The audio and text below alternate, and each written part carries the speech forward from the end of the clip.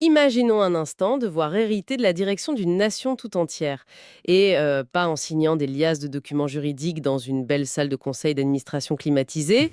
Ouais, ça serait trop simple, ça. Exactement. Non, là on parle de prendre le relais en regardant son menteur se faire littéralement aspirer par une tornade de feu.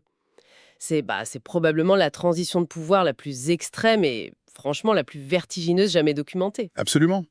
D'ordinaire, quand on observe une succession au sommet d'une hiérarchie, que ce soit politique, corporative, peu importe, on s'attend toujours à une certaine bureaucratie bien structurée. Un dirigeant s'en va, on remet les clés, on fait un beau communiqué de presse, la passation est actée. Voilà, c'est propre, c'est visible, c'est rassurant, quoi.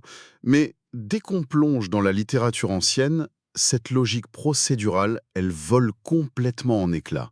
Elle laisse place à une dimension totalement différente. Une dimension où le concept même d'autorité change de nature. C'est ça. On n'est plus du tout face à la simple transmission d'un poste. On est face à l'incarnation d'une survie, à la fois institutionnelle et morale. Bienvenue dans cette nouvelle exploration. L'objectif de notre immersion d'aujourd'hui, pour quiconque nous écoute, c'est de prendre cette volumineuse pile de sources qu'on a devant nous. Et il y en a un paquet. Oh oui, des articles de recherche très pointus, des notes d'exégèse, de profondes analyses théologiques, et notre but, c'est d'en extraire l'essence sans se noyer dans le jargon. Il faut rendre ces connaissances accessibles. Et le sujet qui occupe nos sources aujourd'hui, c'est un pivot narratif monumental de l'Antiquité. C'est le récit du deuxième livre des Rois, chapitre 2, les versets 8 à 12. La fameuse transition de pouvoir très précise entre deux figures historiques massives, les prophètes Élie et Élisée. Et le cadre posé par les chercheurs pour ce texte est juste crucial pour comprendre la gravité de l'événement. L'enjeu, c'est pas juste la biographie d'un homme qui donne le relais à son apprenti. Non, le contexte géopolitique et spirituel de l'époque est qualifié de désastreux par les historiens. C'est le mot. La nation d'Israël fait face à ce que l'analyse nomme une apostasie généralisée. En fait, c'est un effondrement complet des repères fondateurs. Tout le système est corrompu, c'est ça. C'est ça, le système entier vacille, l'identité même du peuple est menacée d'extinction. Du coup, la mécanique de cette transition de leadership, elle doit s'opérer dans des conditions extrêmes. Ce qui se joue sur les rives du fleuve du Jourdain, c'est littéralement le maintien d'une voie de résistance face au naufrage moral de toute une société. D'accord? Alors, décortiquant un peu tout ça, le décor est lourd, très lourd. Et avant même d'arriver au moment spectaculaire de la passation, l'analyse académique met en lumière un itinéraire assez curieux. Ouais, un trajet très spécifique. Élie et Élisée ne se promènent pas juste au hasard. Ils parcourent une géographie ultra chargée d'histoire. Gilgal, Bethel, Jéricho. Je veux dire, pourquoi faire ce long détour avant de quitter la scène? Les notes suggèrent que c'est pas du tout une tournée d'adieu nostalgique. Non, pas du tout. C'est une mise à l'épreuve systématique. Chaque ville mentionnée représente un jalon de l'histoire sacrée.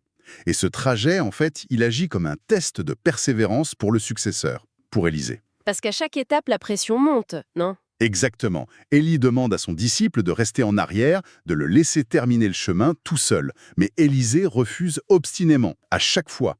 Et les exégètes expliquent que cette insistance est vitale. Vital comment? Eh bien, la nation voit sa fidélité se désintégrer. Pour qu'une résistance survive, il faut ce que les universitaires appellent, et je cite, une continuité pneumatologique. Un terme impressionnant. Ouais, en gros, c'est une transmission ininterrompue de l'esprit et du courage. Ce pèlerinage prouve la ténacité d'Élisée face au fardeau écrasant qui l'attend. Il démontre qu'il a la robustesse psychologique pour endosser la charge. Et cette robustesse, elle va d'ailleurs être immédiatement confrontée à un obstacle physique incontournable. Après avoir traversé ces villes, il se retrouve bloqué devant le fleuve du Jourdain. La frontière naturelle absolue. Voilà. Et c'est là que le problème de la validation de l'autorité devient très très concret. Comment un dirigeant prouve-t-il, une dernière fois et de manière irréfutable, que son pouvoir est légitime avant de disparaître?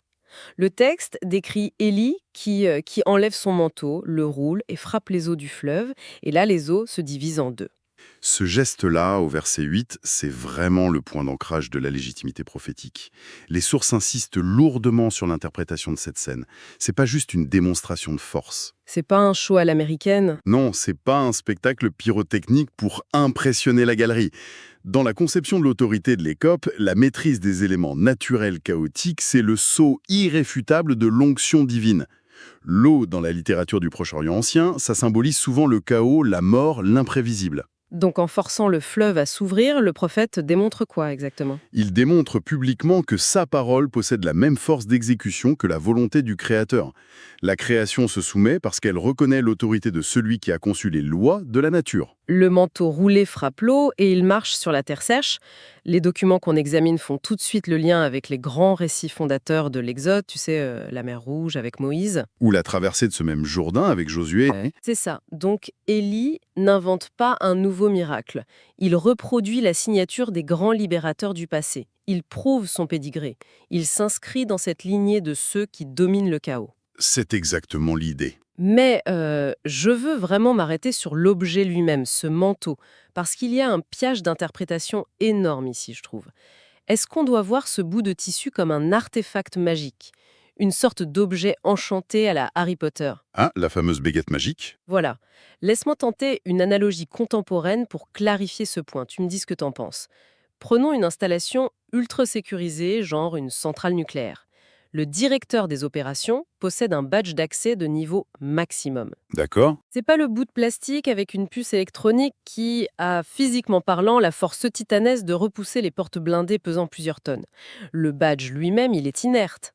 Par contre, ce badge représente l'autorité totale du directeur. Je vois où tu veux en venir. C'est l'infrastructure entière de la centrale qui lie cette autorité et qui s'incline en ouvrant les portes. Est-ce que la dynamique du manteau d'Élie fonctionne sur ce principe de représentation plutôt que de magie intrinsèque? Écoute, ce qui est fascinant ici, c'est que la documentation académique valide très précisément cette distinction. Les théologiens précisent de manière unanime que le manteau ne possède aucune vertu magique autonome. Aucune. Aucune. Il est défini comme l'insigne sacramentel de la fonction prophétique. Il matérialise physiquement l'élection divine, un peu comme une couronne matérialise la royauté. Donc c'est pas la fibre du vêtement qui commande aux molécules d'eau de s'écarter. Non, c'est l'autorité céleste absolue que le manteau représente à cet instant précis. L'ordre naturel s'incline devant l'ordre divin porté par cet homme. C'est super clair avec cette image. Et toute cette mise en scène au bord du Jourdain a un public très spécifique. Je veux dire, il n'a pas de foule. Il n'y a qu'Élysée qui regarde. Pourquoi cette exclusivité, Val? Ça, c'est crucial. L'impact sur ce témoin unique, c'est vraiment la clé de voûte de la succession. Le miracle est la condition préparatoire à la transmission. L'analyse souligne que cet événement établit pour Élisée une certitude inébranlable. Laquelle? Que le pouvoir de son mentor n'est pas le fruit du charisme humain. C'est pas de la rhétorique habile ou une manipulation politique, c'est d'origine strictement divine. Les chercheurs appellent ça un préalable ontologique. Un préalable ontologique. Pour faire simple, ça veut dire quoi? Ça veut dire qu'avant même de parler de succession, le successeur doit avoir la preuve visuelle, indéniable, que le pouvoir face auquel il se tient est réel et capable de vaincre le chaos. Sans cette certitude gravée dans son esprit, la négociation qui va suivre sur l'autre rive, elle s'effondrerait sous le poids du doute. Exactement.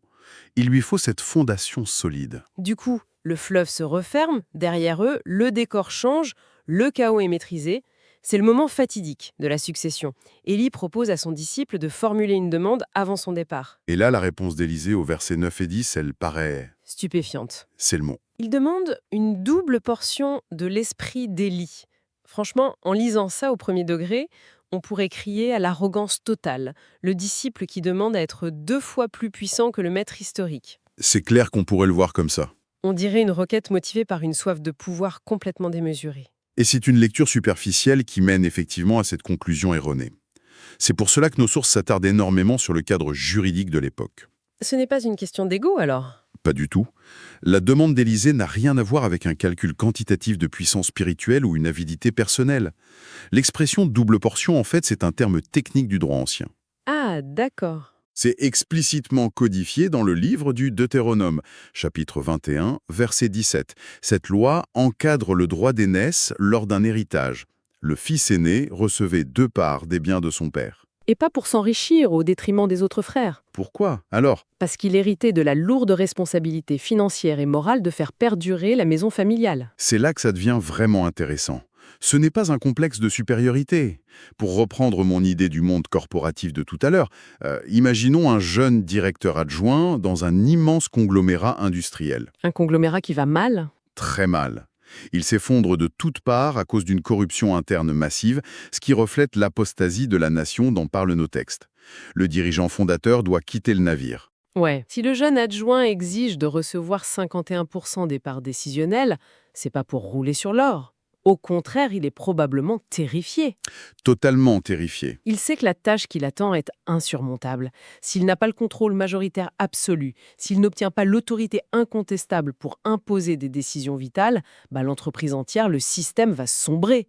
Élysée demande l'équipement lourd parce qu'il sait que la guerre qui l'attend nécessite une puissance de feu majeure. C'est une excellente analogie. Et l'analyse exégétique va tout à fait dans ce sens. Les documents mentionnent que cette revendication est dictée par la conscience aiguë de la faillibilité humaine face à l'immensité de l'exigence de la mission. Il connaît ses propres limites. Exactement. Élysée comprend que la structure morale d'Israël s'effrite. S'il doit prendre la tête de la résistance spirituelle tout seul, affronter des rois corrompus et une société égarée, ses propres capacités humaines seront pulvérisées en quelques jours. Donc, il réclame ce statut de continuateur légal de la lignée prophétique d'Élie comme une nécessité vitale de survie. C'est pas une médaille honorifique. Voilà, c'est le paquetage de survie. Mais la dynamique se complique brusquement. Devant l'urgence de cette demande, Élie donne une réponse vraiment déroutante. Tu demandes une chose difficile. Et là, je t'avoue, je bloque un peu sur l'analyse de nos sources. Qu'est-ce qui te bloque? Si Élie est le grand prophète, s'il a le pouvoir d'ouvrir un fleuve en deux quelques minutes plus tôt, pourquoi il hésite ? Pourquoi il ne transfère pas simplement ce droit d'aînesse spirituel en signant métaphoriquement le contrat de succession? Parce que l'hésitation d'Élie révèle une ligne de démarcation théologique super importante. Élie reconnaît publiquement ses propres limites administratives, si on peut dire ça comme ça. Il n'est pas le patron absolu. C'est ça. Il est l'instrument du Saint-Esprit. Il en est le dépositaire momentané, mais il n'en est absolument pas le propriétaire. Un PDG peut léguer ses actions, un roi peut céder sa couronne, mais un prophète ne possède pas le pouvoir divin. Ah, nuance fondamentale. Il lui est donc impossible de forcer la main au divin ou de distribuer l'onction selon ses préférences humaines. La transmission, en fait, elle échappe totalement au contrôle administratif des hommes. Donc, la décision finale revient à une autre instance.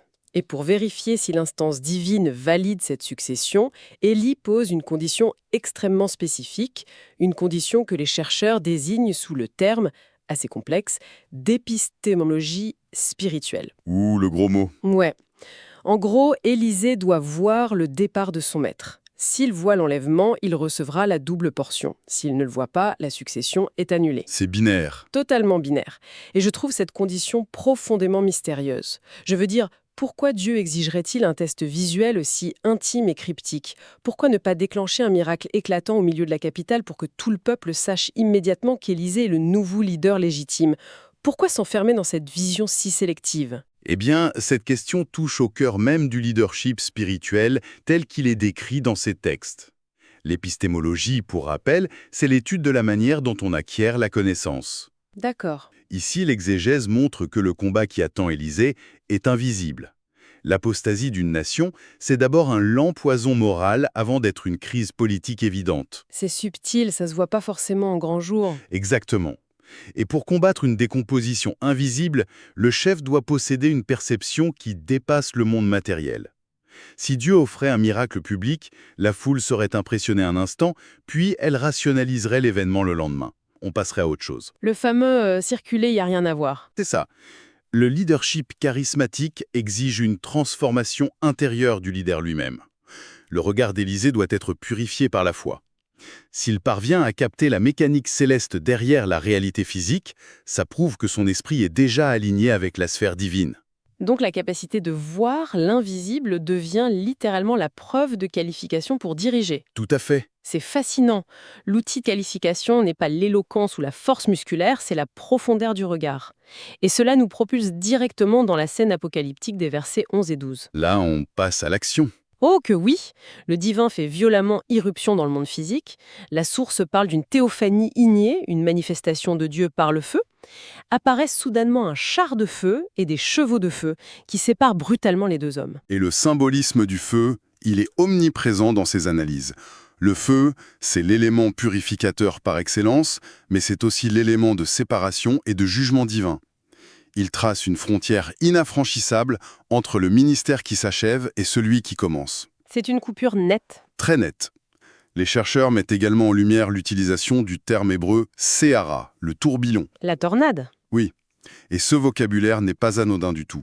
Il résonne avec les majestueuses et terrifiantes manifestations de la divinité qu'on trouve dans les textes de Job ou du prophète Ézéchiel. Élie ne s'éteint pas paisiblement dans son lit. Son ministère culmine dans une apothéose. Il est aspiré par la source même de sa puissance.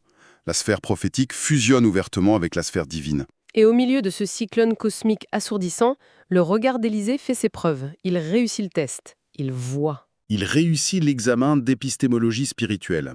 Et il hurle, ou en deux parties, « Mon père, Tsanim Keller Sarapomen, mon père, char d'Israël et sa cavalerie ». Et ce cri en deux parties, il est incroyablement dense. La première partie, « Mon père », c'est la validation juridique immédiate de tout ce dont on a discuté. En l'appelant ainsi, il scelle la filiation spirituelle. Il accepte formellement le statut de fils aîné. Il endosse la continuité de la maison d'Élie et la lourdeur du fardeau. Le droit d'aînesse est acté à la seconde où le cri est prononcé, avec la capacité de voir le feu céleste. C'est ça. Le contrat est validé par la vision. Alors qu'est-ce que tout cela signifiait concernant la seconde moitié de son exclamation ? Char d'Israël et sa cavalerie. Cette formulation m'arrête à chaque fois que je la lis. C'est vrai que c'est surprenant. Ben oui, on a un guide spirituel en robe, debout dans le désert, et son successeur le décrit soudainement en utilisant le vocabulaire de l'armement technologique le plus lourd et le plus destructeur de l'époque. Qualifier un homme seul d'arsenal militaire national, c'est une déclaration politique follement subversive. C'est énorme, oui. C'est comme déclarer que le roi en place, avec ses généraux et ses armées physiques, ils ne servent absolument à rien si la connexion spirituelle du pays est brisée. Eh bien, si nous relions cela à une perspective plus large, c'est l'essence même de la théorie politique de ces textes anciens. C'est-à-dire ? L'attribution de ces titres militaires stricts à un simple prophète redéfinit complètement le concept de sécurité nationale. L'exégèse est formelle. Dans l'économie spirituelle du récit, la véritable force de dissuasion, le véritable bouclier d'Israël contre l'anéantissement par ses voisins ou par sa propre corruption, ce n'est pas le nombre de ses soldats. C'est quoi, alors ? C'est l'onction prophétique. Le maintien de l'alliance divine protège la nation infiniment plus que n'importe quelle armée terrestre. C'est un renversement complet des valeurs de pouvoir. L'armement matériel devient secondaire face à la fidélité doctrinale et morale. L'autorité suprême de la défense est spirituelle. Et si l'on suit le fil de cette logique vertigineuse, Élie disparaît. Mais le titre de char et cavalerie, lui, il demeure. Ça implique quoi, selon toi ? Ça implique qu'Élisée, qui vient d'hériter de l'autorité parce qu'il a pu voir cette réalité cachée, hérite aussi de cette fonction de bouclier national. La déduction est implacable. Celui qui parvient à voir le char de feu transcendant derrière le voile de la matière se transforme, par cette vision même, en protecteur de la nation. L'acuité spirituelle d'Élisée, purifiée par le feu de la transition, fait de lui la nouvelle infrastructure de défense contre l'apostasie ambiante. Le relais terrestre est fermement assuré. Il est prêt à faire face au chaos du monde. Franchement, cette immersion dans l'architecture de la transition de pouvoir, c'est vertigineux de complexité et de richesse. Si on prend du recul sur l'ensemble de notre documentation aujourd'hui, quelles sont les grandes mécaniques, les lois immuables de la succession qui émergent de cette histoire singulière ? Comment cette économie de la grâce organise-t-elle la pérennité du leadership ? C'est ça. Comment on synthétise tout ça ? Nos sources permettent de synthétiser la mécanique de cette transition en 3 principes fondateurs. On t'écoute. Premièrement, la nécessité absolue d'un saut d'autorité face à l'imprévisible. Il n'y a pas de vacances de pouvoir tolérable dans un système menacé. Mais le nouveau leader doit être intimement convaincu de l'origine de l'autorité, validée par la maîtrise des éléments, comme le miracle du Jourdain. C'est le fameux préalable ontologique ? Exactement. Deuxièmement, la succession s'appuie sur une structure de responsabilité écrasante. Ce n'est pas une passation de privilèges, c'est le transfert d'un droit d'aînesse juridique, exigeant du successeur qu'il porte sur ses épaules le poids de la survie doctrinale et éthique de l'institution entière. Il faut accepter le fardeau total de la maison, pas seulement la gloire du titre. Tu as tout compris. Et le 3e principe, il est lié au regard. L'épistémologie de la vision. C'est ça. La légitimité finale n'est pas octroyée par l'homme qui part, mais par la capacité de celui qui reste à percevoir les réalités invisibles. Il faut voir le feu et comprendre les enjeux métaphysiques pour devenir soi-même le rempart capable de protéger la mission contre la décadence. C'est une grille d'analyse qui dépasse de loin les rives d'un fleuve antique.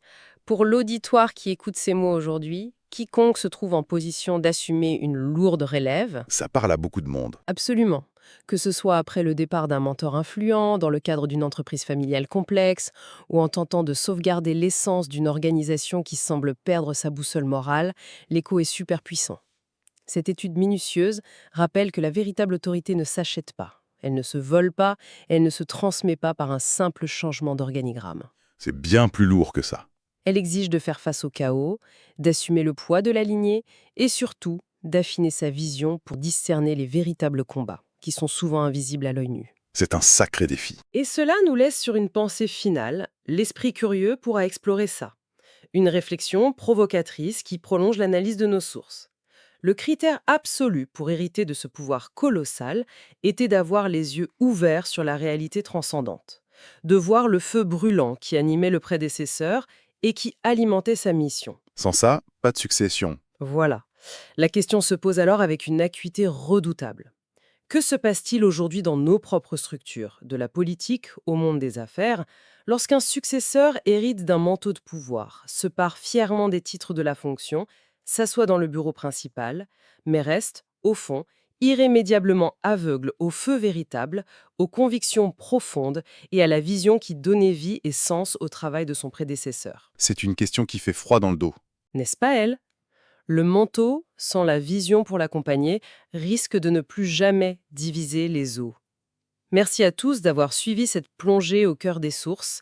Prenez le temps d'examiner les héritages que vous portez et demandez-vous si la flamme originelle brûle toujours. À la prochaine pour une nouvelle exploration.